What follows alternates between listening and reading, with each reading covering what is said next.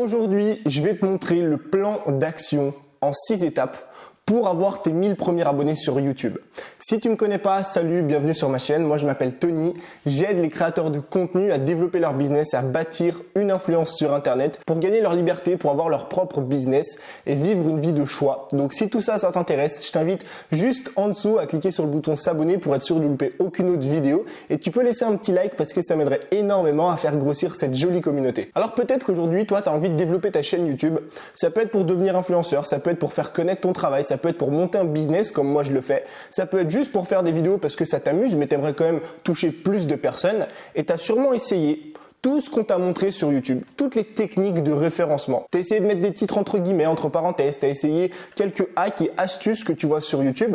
Mais le problème, c'est que malgré tout ce travail-là, malgré tous les efforts que tu fournis, tu n'as toujours aucun résultat. Je t'assure, le problème vient pas de toi. Je t'assure, le problème vient pas de tes vidéos. Le problème vient pas du fait que tu sois nul. Le problème vient de la stratégie que tu essayes de mettre en place. Avec tous les élèves que j'accompagne au quotidien sur YouTube pour développer leur chaîne, j'ai pu remarquer certains points que j'aimerais justement voir avec toi dans cette vidéo qui font qu'elles n'arrivent pas à développer leur chaîne. En fait, bien souvent, ce qui fait que tu n'arrives pas à développer ta chaîne, c'est les stratégies que tu essaies de mettre en place. Et du coup, ce que je voulais faire aujourd'hui, c'est te montrer une stratégie en 6 étapes pour justement atteindre tes 1000 premiers abonnés sur YouTube. Alors je sais, j'ai pas une énorme expérience, j'ai pas 10, 15, 20, 50 000, 200 000 abonnés, mais en tout cas, aujourd'hui, j'atteins bientôt les 5000 abonnés et je gagne à peu près 1500 abonnés par mois. Donc je pense que j'ai un assez bon retour d'expérience, que j'ai assez de recul pour te donner 2-3 astuces qui vont te permettre aujourd'hui d'atteindre tes 1000 premiers abonnés sur YouTube. Première chose à mettre en place, première étape de ce plan d'action, de cette stratégie, c'est de savoir de quoi parle ta chaîne. Tu dois absolument montrer à ton audience, à la personne qui vient sur ta chaîne, de quoi va parler ta chaîne. J'ai analysé beaucoup de chaînes YouTube de mes élèves et j'ai remarqué que c'était une erreur très fréquente. Que ce soit chez des personnes qui avaient 200 abonnés, 500, 1000, parfois même 2000, 3000, 4000, parfois même 10 000 abonnés, on arrive sur la chaîne et on comprend pas de quoi tu vas parler. Le problème, c'est quoi? Imagine que tu sois, je sais pas, dans la peinture sur toile. Si toi tu fais des vidéos de peinture sur toile et qu'une personne qui est absolument fanatique de la peinture sur toile arrive sur ta chaîne, qu'est-ce qu'elle va faire? Elle va arriver sur ta chaîne, elle va pas comprendre de quoi tu parles, elle va tout simplement partir. À l'inverse, si cette personne-là arrive sur ta chaîne et comprend en une seule seconde que tu parles de peinture sur toile, évidemment qu'elle va rester, qu'elle va aller voir tes vidéos et qu'elle va s'abonner si ton contenu est intéressant, si ton contenu est de qualité. Voilà pourquoi c'est hyper important de montrer à ton audience de quoi va parler ta chaîne. Parce que peut-être que toi aujourd'hui tu fais des vidéos de super bonne qualité, mais vu que tu montres pas à ton audience de quoi va parler ta chaîne, personne ne vient, personne ne s'abonne. Donc le premier truc à faire, c'est de montrer à ton audience de quel sujet va traiter ta chaîne. Deuxième étape de cette stratégie, c'est tout simplement de mettre des mots-clés de niche. Alors qu'est-ce que j'entends par là? Si tu sais pas ce que c'est des mots-clés, mets-moi en commentaire, je te ferai une vidéo un peu plus basée sur les mots-clés, sur le référencement. Mais en gros, les mots-clés, ça va servir à YouTube de mettre en avant ta vidéo. Si par exemple, tu fais une vidéo dans laquelle tu expliques à une personne comment apprendre la danse, tu vas mettre comme tag et comme mot-clé comment apprendre la danse, comment danser, apprendre la danse, apprendre à danser, etc. Ça va servir à YouTube de traiter le sujet de ta vidéo et de le mettre en avant sur ces mots-clés-là. Le problème, c'est quoi? Le problème, c'est que bien souvent, les personnes qui ont des petites chaînes cherchent à mettre des mots-clés qui sont tapés par tout le monde. Ça veut dire qu'ils sont utilisés par beaucoup de chaînes YouTube. Je te prends l'exemple encore une fois d'apprendre à danser. Si tu mets le mot-clé apprendre à danser, tu verras qu'il y a beaucoup de concurrence parce que c'est un mot-clé qui est très utilisé. Le problème, c'est que toi, tu es une petite chaîne. Ça veut dire que tu as une toute petite audience. Et si tu t'amuses à mettre des mots-clés qui sont utilisés par la majorité des chaînes, ça veut dire des mots-clés où il y a une grosse concurrence, tu vas te batailler avec des chaînes qui sont beaucoup plus grosses que toi. Donc ce que tu dois faire, et c'est la deuxième étape, c'est vraiment important de comprendre ça, c'est que si tu es une petite chaîne, que tu as moins de 1000 abonnés, tu dois te placer sur des mots-clés de niche. Ça veut dire sur des mots-clés qui sont très peu utilisés, sur des mots-clés sur lesquels il y a une toute petite concurrence parce que justement, tu as très peu d'abonnés. Par exemple, sur la danse, au lieu de faire une vidéo comment apprendre à danser, tu vas faire une vidéo comment apprendre à danser la salsa en 5 minutes. Et je t'assure que ce mot-clé-là, comment apprendre à danser la salsa, c'est un mot-clé sur lequel tu pourras te placer beaucoup plus facilement que le mot-clé comment apprendre à danser. Tout simplement parce qu'il y a moins de concurrence. Ensuite, troisième étape, et je pense que c'est un petit peu la clé sur YouTube et la clé sur toutes les autres plateformes, c'est de créer du contenu de qualité. Alors du contenu de qualité, ça veut dire quoi? Ça veut pas forcément dire du contenu avec un gros matériel qui coûte très cher. Un contenu de qualité, c'est tout simplement un contenu qui répond à la question que ton abonné va se poser en cliquant sur ta vidéo. Encore une fois, je vais reprendre mon exemple de la danse. Si tu fais une vidéo comment apprendre à danser et que tu mets dans le titre comment apprendre à danser, la personne qui arrive sur ta chaîne, elle a un problème. Ce problème, c'est quoi? C'est qu'elle ne sait pas danser, elle aimerait apprendre à danser ou au moins apprendre les bases. Et toi, avec ta vidéo, tu dois répondre au problème de cette personne.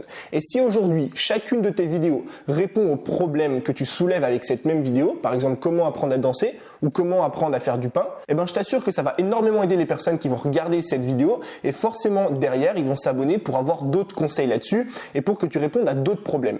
Et ça, je pense que c'est beaucoup trop négligé sur YouTube. Ce que je t'invite à faire, c'est qu'à chaque fois que tu veux faire une vidéo sur YouTube, que tu veux publier une vidéo, tu te poses la question, est-ce que oui ou non, avec cette vidéo, j'ai résolu le problème en question? Si tu n'as pas résolu le problème en question, oublie directement, tu ne la publies pas. Tu en refais une autre dans laquelle justement tu fais en sorte de répondre au problème. Si c'est comment apprendre à danser la salsa, à la fin de ta vidéo, qu'elle fasse 5, 10, 15, 20, 30 minutes, je dois avoir résolu le problème. Ou en tout cas, je dois avoir avancé vers la résolution du problème. Quatrième étape, si tu as envie de faire connaître ta chaîne et que tu as moins de 1000 abonnés, il y a un truc extrêmement important à faire, c'est l'interaction avec ton audience. Avec ton audience et avec d'autres chaînes. Si tu as envie de te faire connaître sur YouTube, c'est un peu plus compliqué que sur Instagram parce que tu peux pas directement aller chercher tes abonnés. Donc ce que tu dois faire premièrement, c'est de répondre aux commentaires de tes vidéos. Et je vois beaucoup de personnes ne pas le faire. Pourquoi c'est important? Parce qu'il faut que tu montres à ton audience que tu es là. Il faut que tu montres à ton audience que tu es présent. Il faut que tu montres à ton audience que peu importe les commentaires qu'ils vont laisser, tu vas y répondre. Et plus tu vas répondre aux commentaires, déjà plus YouTube va te mettre en avant. Parce que sache que plus une vidéo est commentée, plus une vidéo est mise en avant. Mais c'est surtout important parce que tu vas créer une vraie relation avec ton audience. Et ça, c'est sûrement ce qui compte le plus sur YouTube. Et deuxièmement, tu peux aller commenter d'autres chaînes YouTube de ta thématique. Pourquoi est-ce que c'est utile et pourquoi ça marche très bien? Tout simplement parce que ton nom va apparaître dans une vidéo d'une personne qui parle de la même thématique que toi. Et si ton commentaire est pertinent, si ton commentaire apporte de la qualité, apporte de la valeur, forcément que les gens vont venir voir ta chaîne, vont venir voir qui tu es. Et encore une fois, si tu appliques bien le conseil 1 et qu'on comprend de quoi tu parles, une personne qui clique sur ton commentaire, qui vient voir ta chaîne et qui sait de quoi tu parles sur ta chaîne, va s'abonner à toi. Alors on va un peu changer de thématique, je vais prendre l'exemple d'une chaîne de musculation. Imagine que toi tu es dans la muscu, tu as envie de développer ta chaîne, tu n'as pas beaucoup d'abonnés.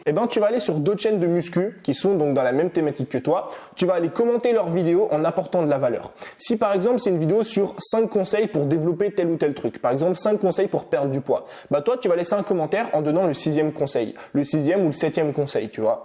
Pourquoi c'est hyper intelligent? Parce que comme ça les personnes qui vont lire les commentaires vont voir ton commentaire qui apporte de la valeur et vont se dire ok, ce mec il s'y connaît, tu vois, il a donné 2 conseils en plus, c'est super gentil de sa part. Je vais cliquer sur sa chaîne et je vais aller voir qu'est-ce qu'il propose.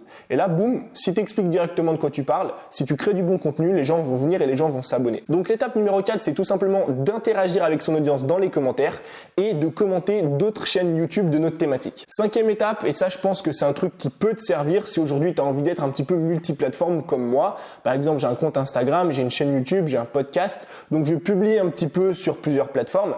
Tu vas tout simplement publier tes vidéos ou partager le fait que tu aies fait une vidéo sur d'autres plateformes. Imagine que, je sais pas, tu es seulement 150 abonnés ou 200 abonnés sur YouTube et à l'inverse, tu as 1000 abonnés sur Instagram. Est-ce que ce serait pas intelligent, par exemple, je sais pas, de prendre ta vidéo sur YouTube, de la découper en plusieurs séquences pour que ta vidéo fasse 1 minute et de publier cette vidéo sur Instagram. Comme ça, tu vas faire un petit teaser à ton audience sur Instagram et tu vas amener cette audience d'Instagram à YouTube. Tu peux aussi juste partager par exemple une photo ou une story.